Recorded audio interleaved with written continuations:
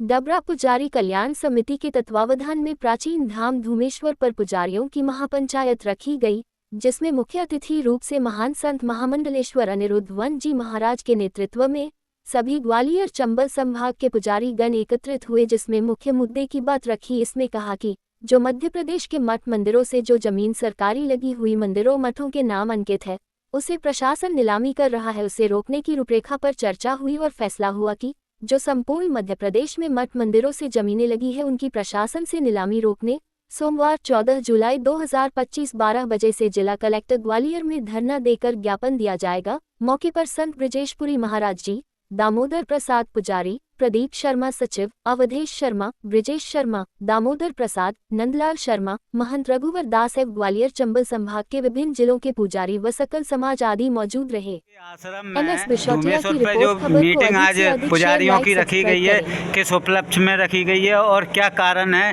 क्या आगे की रूपरेखा है? आज मठ मंदिरों को लेकर के, इनकी ज़मीनों को लेकर के सरकार के जो नियम है वास्तव में कहीं ना कहीं ठीक नहीं है। ये आज पुजारियों की जो नीलामी, ज़मीनों की नीलामी करने के जो चल रहे हैं, तो कहीं ना इसमें जो सभी पुजारी और सभी मठ मंदिरों की ज़मीन लेकर के पूर्व में दी हुई ज़मीनें हैं उनको ही वापस किया जाए, कानून में वापस किया जाए।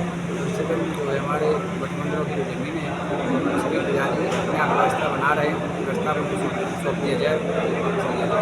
तो क्या रूपरेखा रहेगी आगे आंदोलन की? इसका लेकर के ये जो अपने अधिकार के लिए सभी पुजारी कल एकत्रित होंगे, जाकर के। पूर्व में ज्ञापन दिया था पुजारियों ने, क्या हुआ उसका? उसका कोई प्रत्युत्तर नहीं आया, पहले भी दे चुके हैं कई बार, इसका कोई प्रत्युत्तर नहीं आया। कल ये फिर जाएंगे सभी इकट्ठा होकर के और अपनी बात को। तो ये क्या लंबा प्रोसीजर है संतों का कि एक ही जिले में रहेगा? यानी पूरे मध्य प्रदेश में और सभी संभाग के यहाँ पुजारी आए हुए हैं, हर जिले से यहाँ भिंड या शिवपुरी, गुना से लेकर के आपका दतिया, सारे जिलों के आसपास संभाग से आई हुए हैं।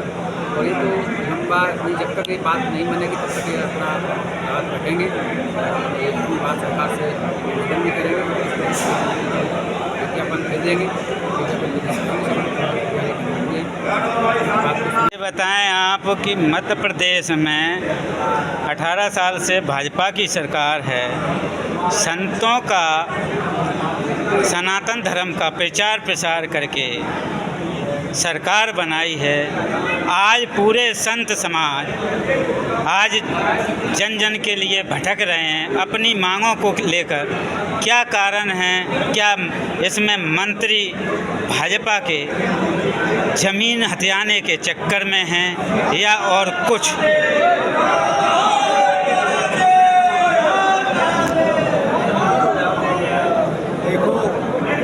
मैं श्री पंच दशनाम आह्वान अखाड़े से महंत ब्रजेशपुरी बोल रहा हूँ।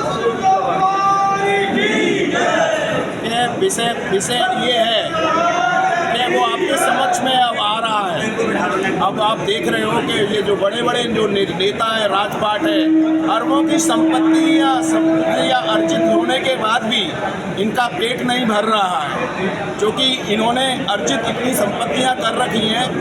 2000 सन से बीजेपी सरकार है और श्री राम का मुद्दा, भगवान का मुद्दा लेकर ये लोग राजनीति लड़ रहे हैं। अब उससे इनकी पूर्ति न होने के कारण अब मध्य प्रदेश गवर्नमेंट के अंदर में सीएम मुख्यमंत्री मोहन यादव जी अभी वर्तमान में है, तो वो धर्म का झंडा लेकर चलने वाले जो व्यक्ति अब मंदिरों, मठ मंदिरों की, कल्चरों की भूमि अर्पित कर ले रहे हैं। तो देखो कितना दुर्भाग्य है। इन लोगों ने अपनी आंखों में पट्टी बांध रखी है। आप बताइए, आपके समक्ष आप बड़े बड़े नेताओं को जाके उनकी जांच कराइए, आप उनकी जानकारी लीजिए कितनी संपत्तियां उन्होंने इकट्ठी कर रखी है।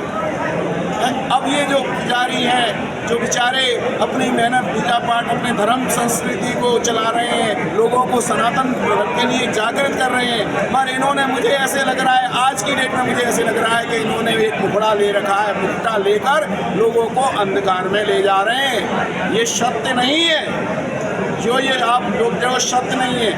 आप लोगों को जागृत, मैं किसी पार्टी से नहीं हूँ, मैं कोई राजनीतिक नहीं हूँ, कल मुझे कुछ भी हो जाए, मुझे उस बात का भी डर नहीं है, और जो सत्य है वो मैं बोल रहा हूँ। आज ये मठ मंदिरों की जमीनों को क्यों ले रहे हैं? जगत गुरु शंकराचार्य जी ने सनातन धर्म विक्रम संवत 603 में आवान अखाड़े की स्थापना करी थी।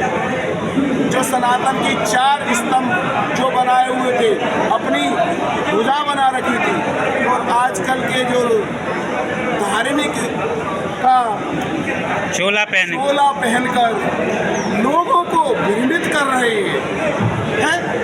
तो अभी भी आप लोग जागृत जाओ।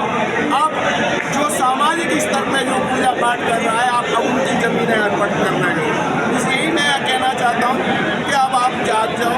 आपको सब पता है ये हिंदुत्ववादी का एक केवल मुखौटा है।